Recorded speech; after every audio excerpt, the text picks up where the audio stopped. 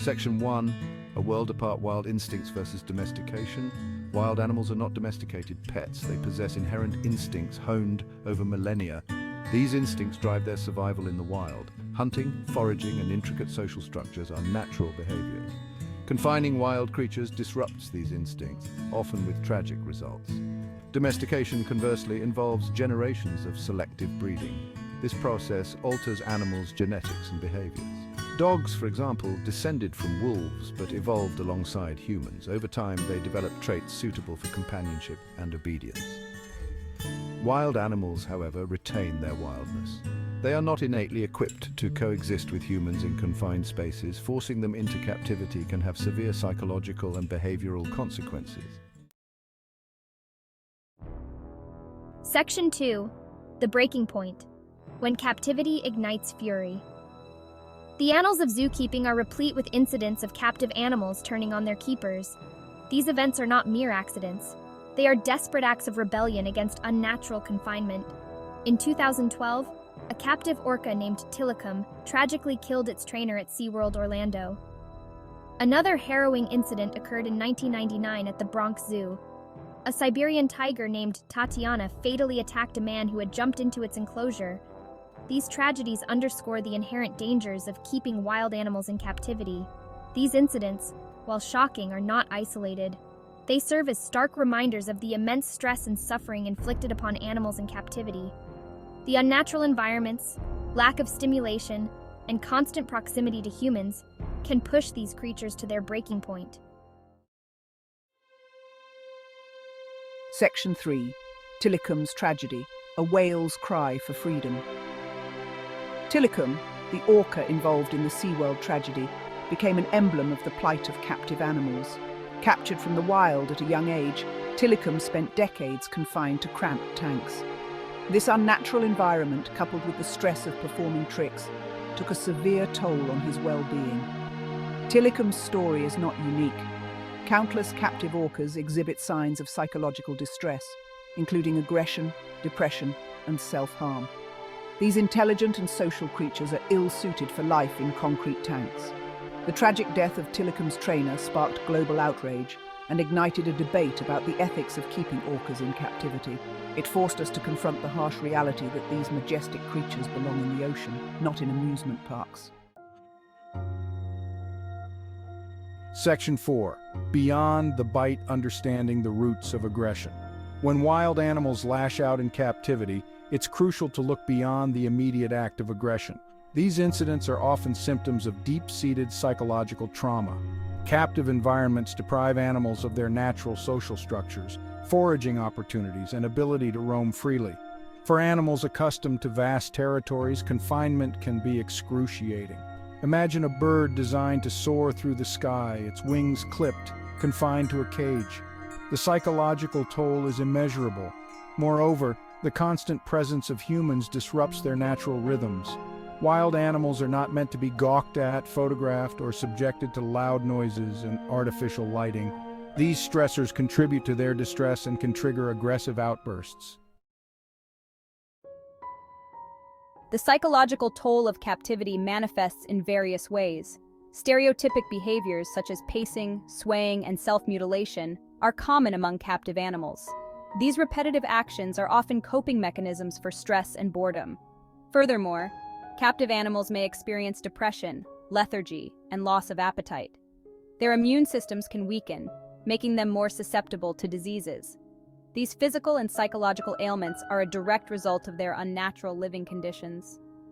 The argument that zoos provide educational value rings hollow when we consider the suffering inflicted upon these animals. True education lies in understanding and respecting animals in their natural habitats, not exploiting them for entertainment. The conservation argument often used to justify zoos is misleading. While some institutions contribute to breeding programs, these efforts rarely translate into successful reintroduction into the wild. The vast majority of captive-bred animals remain confined for life. True conservation requires protecting natural habitats and addressing the root causes of species decline, such as habitat loss, poaching, and climate change. This involves supporting organizations working in the field, promoting sustainable practices and advocating for policy changes. Zoos, while claiming to educate the public about conservation, often perpetuate a distorted view of our relationship with wildlife.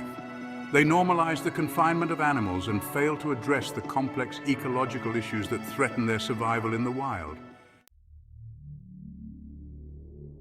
Section 7. Rewilding the future, protecting natural habitats. Instead of investing in captive breeding programs and artificial enclosures, we must prioritize the preservation of wild spaces. This means protecting existing habitats from deforestation, pollution, and human encroachment. Rewilding initiatives, which focus on restoring degraded ecosystems and reintroducing native species, offer a beacon of hope. These projects aim to create interconnected landscapes where wildlife can thrive without human interference. By supporting rewilding efforts, we can help rebuild what we have destroyed and ensure a future where wild animals can roam free in their natural environments. This is the most effective and ethical approach to conservation.